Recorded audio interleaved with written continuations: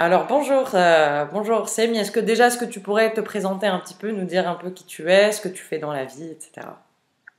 Bonjour Wissal, alors je suis Sami Zekri, je suis photographe, j'ai une petite société de photographie, j'ai 43 ans bientôt, que je vais fêter en confinement, c'est pour bientôt, et voilà, je reste à la maison.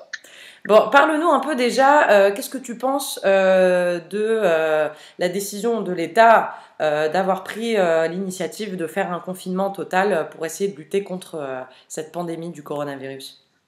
Je pense que c'est une très bonne idée, qu'elle a été prise plus ou moins à temps, et que tout le monde devrait l'appliquer malgré les conséquences que cela peut avoir en tant que conséquences économiques et conséquences sociales. Alors, comment est-ce que tu vis ton confinement? On sait que c'est quand même une certaine privation de nos libertés quelque part. Comment est-ce que toi tu le vis? D'accord. Alors, comment est-ce que je vis mon confinement? Ben, mon confinement, j'essaye de faire, de m'adapter et, des activités que je souhaite être quotidiennes. Donc, créer une routine qui me permette d'accepter le fait d'être seul entre guillemets parce que je vois pas mes enfants, je vois pas mes amis, je vois pas ma petite amie, ou bien plutôt ma chérie, donc c'est très embêtant. Et le manque de contact humain est très embêtant, mais en même temps, voilà, on n'a pas le choix, donc on fait avec. Donc voilà, je me réveille comme tous les jours, mon café d'habitude, et je fais des activités telles que un peu de sport, hein, tous les jours, j'essaie de faire ça tous les jours. On a l'avantage d'avoir un jardin, donc je tourne un peu dans le jardin, je fais un petit peu d'exercice. Ensuite, généralement, soit je mange ce que j'ai préparé, soit je mange ce que mes parents m'ont préparé, ou avec eux, puisqu'on est dans une maison familiale, on est tous en confinement.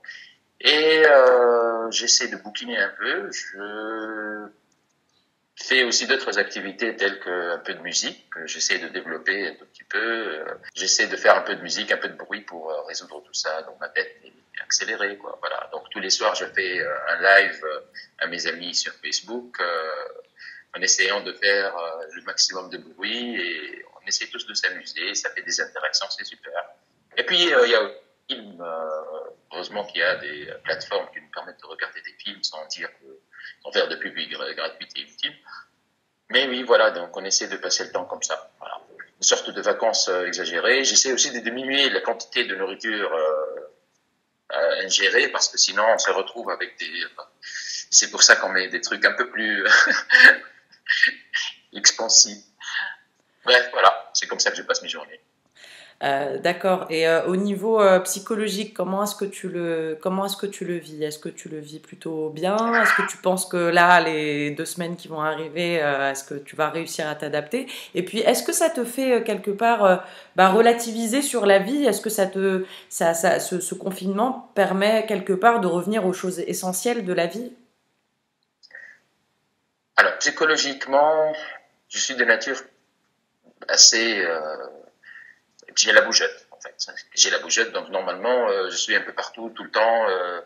J'adore circuler pour aller voir mes clients, pour aller voir mes potes, pour aller sortir, voir les enfants, faire des petits cafés quelque part, des petits restos avec les amis ou avec ma chérie, ou des trucs comme ça. Mais là, c'est un peu difficile de se retrouver confiné d'un seul coup comme ça.